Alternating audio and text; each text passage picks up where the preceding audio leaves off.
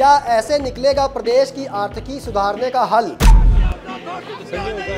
चक्कर है भाई, चक्कर है, क्यों नहीं होता? चक्कर है भाई, चक्कर है, चक्कर है भाई, चक्कर है। सभी ने आज निर्णय लिया कि क्यों ना इनको इन्हीं की भाषा में जवाब दिया जाए। बहुत बड़ी गारंटी ये थी कि हम सत्ता में आएंगे तो हिमाचल प्रदेश में 5 साल में 5 लाख नौकरियां बेरोजगार नौजवानों को देंगे। भाजपा और कांग्रेस का ड्रामा हुआ पॉलिटिकल।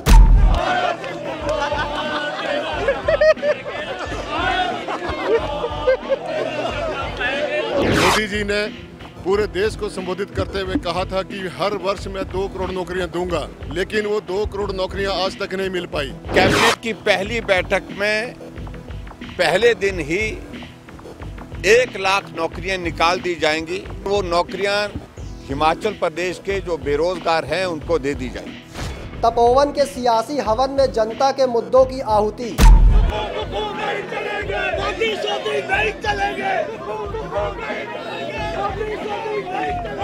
ये भी कहा था कि 15-15 लाख रुपए सबको देंगे, वो भी नहीं दिए। उसके बाद कहा था 100 दिन में महंगाई खत्म कर देंगे, वो भी नहीं हुए। 1 साल बीतने के पश्चात भी आज ये हालात हैं कि हिमाचल प्रदेश में एक भी नौजवान को सरकारी नौकरी नहीं दी गई। आखिर बेरोजगारों को किस पार्टी की सहानुभूति?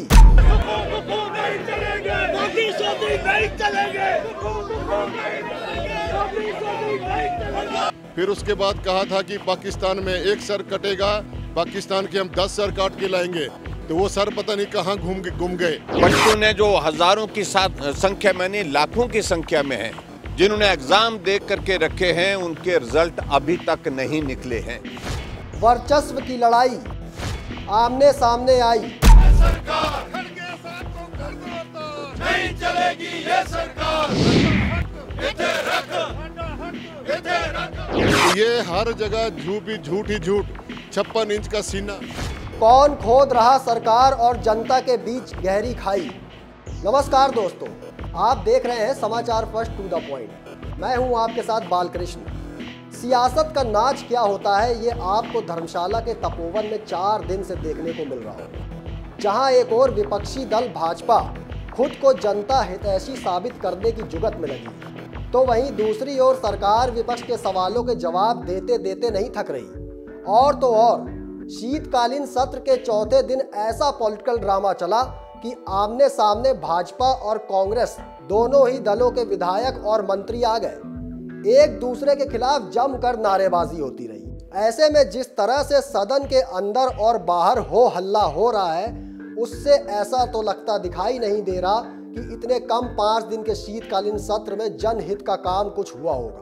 सिर्फ एक दूसरे पर छींटाकशी और आरोप प्रत्यारोप का दौर जारी है। शीतकालीन सत्र के चौथे दिन विपक्ष बेरोजगारी का मुद्दा उठाता हुआ दिखा और सरकार के खिलाफ जमकर नारेबाजी की। विधानसभा से भाजपा ने 2 बार वॉकआउट तक कर दिया। हर बार की तरह चौथा दिन भी सिर्फ इसी रसाकशी में निकल गया कि तूने क्या किया और मैंने क्या किया। जहां पिछले 3 दिन से सरकार की गारंटियों के खिलाफ भाजपा उग्र होकर प्रदर्शन करती दिख रही थी, तो वहीं अब उसके जवाब में कांग्रेस सरकार ने केंद्र की मोदी सरकार को ही आड़े हाथों लेते हुए हल्ला बोल दिया। कांग्रेस विधायकों ने सदन के बाहर विपक्ष के खिलाफ मोर्चा खोलते हुए केंद्र सरकार के वादों पर सवाल किए। कांग्रेस विधायकों ने पूछा कि 2 करोड़ नौकरियां कब मिलेंगी, 15-15 लाख रुपए लोगों के खातों में कब आएंगे। इतना ही नहीं, कांग्रेस का आरोप है कि महंगाई खत्म करने की बात होती थी, वो अभी खत्म क्यों नहीं हुई। सरहद पर एक जवान के शहीद होने पर 10 सिर लाने के भाषण दिए जाते थे, अब ऐसा क्यों नहीं हो रहा? आप खुद सुनिए क्या कहना है कांग्रेस विधायक इंद्रदत्त लखनपाल का। लगातार 3 दिनों से भारतीय जनता पार्टी के लोग जिस प्रकार से प्रदेश की जनता का ध्यान बांटने की कोशिश कर रहे हैं और मनगढ़ंत बातें कर रहे हैं, उसी के मद्देनजर रखते हुए आज हमने कांग्रेस पार्टी के जो विधायक हैं उन सभी ने आज निर्णय लिया कि क्यों ना इनको इन्हीं की भाषा में जवाब दिया जाए। जैसा कि आप सभी को मालूम है, 2014 में मोदी जी ने पूरे देश को संबोधित करते हुए कहा था कि हर वर्ष मैं 2 करोड़ नौकरियां दूंगा, बेरोजगारों को, लेकिन वो 2 करोड़ नौकरियां आज तक नहीं मिल पाई। और यह भी कहा था कि 15-15 लाख रुपए सबको देंगे, वो भी नहीं दिए। उसके बाद कहा था 100 दिन में महंगाई ख़त्म कर देंगे, वो भी नहीं हुए। फिर उसके बाद कहा था कि पाकिस्तान में 1 सर कटेगा, पाकिस्तान के हम 10 सर काट के लाएंगे, तो वो सर पता नहीं कहाँ गुम गए। तो ये हर जगह झूठ ही झूठ।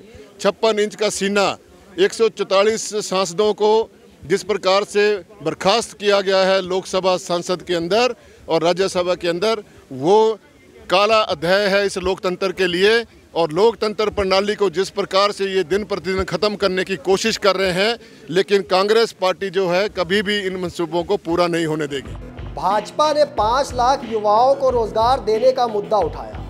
रोजगार और नौकरियों के मुद्दे पर जहां सदन के बाहर भाजपा का जबरदस्त विरोध देखने को मिला, तो वहीं सदन के अंदर भी इस मामले पर सदन गरमाया, जिसके बाद नेता प्रतिपक्ष जयराम ठाकुर की अगुवाई में विपक्षी विधायकों ने सदन से वॉकआउट कर दिया। प्रश्नकाल के साथ सदन की शुरुआत हुई, लेकिन रोजगार के मुद्दे पर विपक्ष की ओर से स्थगन प्रस्ताव की मांग करते हुए चर्चा की मांग की गई। मंजूरी न मिलने के बाद विपक्ष के विधायक नारेबाजी करते हुए विधानसभा से बाहर आ गए। फिलहाल कुछ भी हो, सदन के अंदर और बाहर जो पॉलिटिकल ड्रामा चल रहा है, उससे जग जाहिर है कि जनता सिर्फ और सिर्फ वोट बैंक के लिए ही बनी है। जब जब चुनाव नज़दीक आते हैं, प्रदर्शन और विरोध की राजनीति तेज हो जाती है। चंद महीनों बाद लोकसभा चुनाव होने हैं। ऐसे में विपक्षी दल भाजपा किसी भी कीमत पर खुद को कमज़ोर होने नहीं देना चाहती। लेकिन दूसरी तरफ सुक्खू के नेतृत्व में चल रही कांग्रेस सरकार भी केंद्र और हिमाचल भाजपा पर लगातार हमलावर है।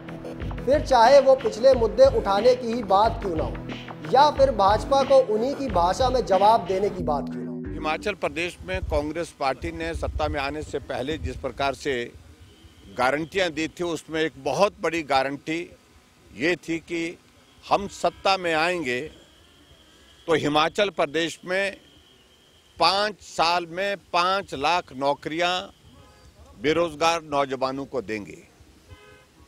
और कैबिनेट की पहली बैठक में पहले दिन ही 1 लाख नौकरियां निकाल दी जाएंगी और वो नौकरियां हिमाचल प्रदेश के जो बेरोजगार हैं उनको दे दी जाएंगी।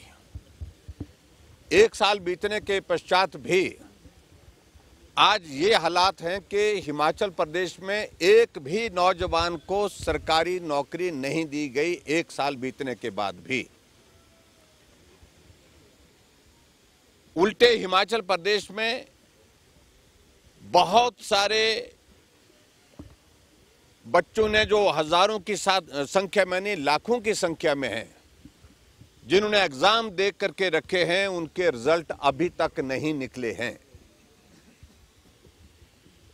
और इस प्रकार से जो गारंटियों का इनका जो दौर हिमाचल प्रदेश में चुनाव से पहले रहा, उसमें नौजवान भ्रमित हुआ। नौजवानों को लगा कि शायद हमको नौकरी मिलेगी और उस वजह से कांग्रेस पार्टी सफल हो गई सत्ता को हासिल करने के अपने उस लक्ष्य में। लेकिन आज हिमाचल प्रदेश का नौजवान ठगा महसूस कर रहा है।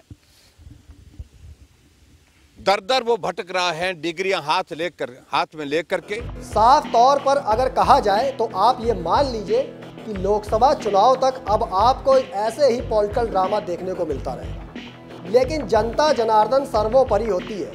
जनता को पता है कि कौन सच्चा है और कौन झूठा। युवाओं को भी पता है कि किसके वादे पूरे हुए हैं और किसके वादे पूरे होते दिख रहे हैं। ऐसे में सियासतदान जनता को हर बार गुमराह नहीं कर सकते। फिलहाल मुझे दीजिए इजाज़त, फिर मिलेंगे एक और स्पेशल रिपोर्ट लेकर। लेकिन कमेंट बॉक्स में आप ज़रूर बताइएगा कि जनता के मुद्दों पर खरा कौन सी पार्टी उतरती दिखती है। भाजपा के आरोपों में आखिर कितना दम है, ये भी बताइएगा कि क्या आप मानते हैं कि सुक्खू सरकार सही दिशा में काम कर रही है या गलत दिशा में चली गई है। आपकी राय हमारे लिए बेहद महत्वपूर्ण है।